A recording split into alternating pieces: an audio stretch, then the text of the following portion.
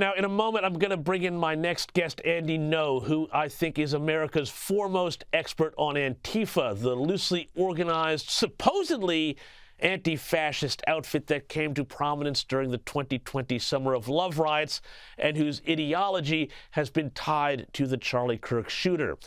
Now, Donald Trump has vowed to go after Antifa, calling it a terrorist organization. Who are they? Well, and where's the money coming from? Is it foreign entities? Yeah, you're going to find out, and we're going to find out in great detail. And it surprised me that Biden wouldn't have done it, because it really became hot over the last 3-4 years. It surprised me that Biden wouldn't do it. But then as I got to know him, first of all, he didn't call the shots. He wasn't calling the shots. But as we got to see what was happening in Biden's group, Antifa plays perfectly for them, absolutely perfectly. But it's a terrorist organization, in my opinion, and we're going to find out. All those questions are going to be answered. Look, I think Donald Trump is absolutely right here, and I have a feeling my next guest will agree. Journalist, documentarian, author of Unmasked, a book all about Antifa, and senior editor at the Post-Millennial, Andy Ngo joins me now. Andy, welcome back to the program. Great to have you back on Sky News. Now, first of all, before we get to the Charlie Kirk killing, I want to just get everybody on the same page about Antifa. Tell us about your experience with this group. I know you've had death threats, and is Donald Trump on the right track here? So since the statement that was released by President Trump yesterday, the gaslighting from the media has begun, and they are saying that Antifa is a figment of the far-right's imagination.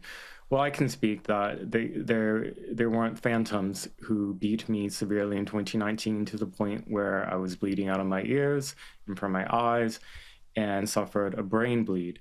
Those injuries were real. Tell us, Andy, more about Antifa. Who is behind it? How does it organize? Because one of the things that I hear people on the left say is, oh, well, it's just an idea and you can't, fight a war against an idea because it's just an idea. But is there some more actual coherent organization to it? I know there are cells out there. There's all sorts of different groups. Explain a bit more about, the organization. Well, first, their ideology and their methods and tactics, it's all meant to deceive the public. They want people to believe that to be part of Antifa simply means to oppose fascism, which is why you see lies from journalists say things like, well, the soldiers who fought against fascism during the Second World War, they were Antifa. And that is part of the deception. Antifa, in the contemporary form, the modern form, is a far-left, violent extremist, anarchist, communist movement, ideology, network, all of the above. And their agenda is specifically for the abolishment of the liberal democratic order. And at the head of that is to target the U.S., which is why, in particular, it goes after really attacking the Constitution and freedoms like speech and even democracy itself. They attack all these institutions with the hope of revolution. And so what's important to recognize is that in addition to the street militancy and being domestically in the U.S., they also function internationally. I'm sure many of your viewers and listeners may be familiar with the violence by Antifa in Melbourne, which happens, and there's Antifa in Europe, and these groups are connected through networks. And the next thing that needs to happen after this designation from President Trump is that the State Department needs to get involved and officially designate International Antifa as a terrorist entity and to sanction individuals who are involved in that, because there is information, tactics, flow, and training that is going in between the U.S. and Europe, Canada.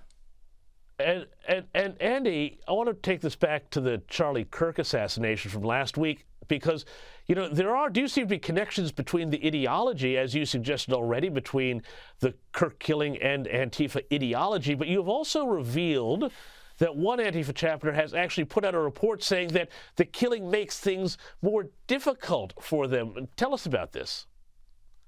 Yeah, so in the immediate hours, in first 2 days after the assassination, all of the Antifa all around the world were celebrating. And they were celebrating not just that Mr. Kirk was assassinated, but that somebody with his views was killed. And therefore they felt that it was emblematic, or he was representing the views of people maybe like you and I. However, from reading that after action report out of an Antifa group in Oregon, they were surprised at the unity in the backlash and anger at what happened. And they did not expect, for example, that people who posted support for the assassination on social media or wherever were then fired from their positions. They didn't expect that previously apolitical institutions, businesses issued, some of them, statements of support for Mr. Kirk's family.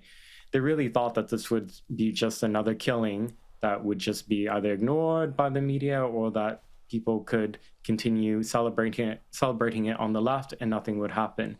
So they're quite concerned, and they are discussing ways for how to sabotage the right now, because they really fear that the pendulum changing, and that they've been able to thrive in an environment for years where they can dehumanize the opposition, call them Nazis, fascists, and therefore worthy of death. And they've had that tool and power with, unfortunately, support from rhetoric from Democrats, and they're afraid of losing that. And finally, Andy, and I think you're absolutely right about that, because I think from, the Obama administration at least on, there was always this rhetoric dehumanizing people on the right, and so who's surprised where this has all landed. But finally, I just want to ask you more about the FBI investigation into some of the potential links between Charlie Kirk's alleged killer and some other groups and some of these radical queer groups and so on. I know the FBI is looking at Discord users who may have known about the killing. Would they have had connections to Antifa? And what is this Discord platform that I think maybe people, who just sort of know X and Facebook aren't familiar with? It's an app where you can communicate with people. There are a lot of gamers on it, and you can create private channels where you can invite people in, and it's not public. It's not like posting something on Facebook or X where everybody can see it. This is people who join the group are invited, and it's curated within the channel. So from the leaks to the press about the chats in at least one of the known Discord channels that the suspect was in, that one was mostly apolitical. It was about gaming. We don't know the full extent of which other channels he may be a part of. And my overall sense of the picture that's emerged in Mr. Robinson is that he was a lone wolf type figure.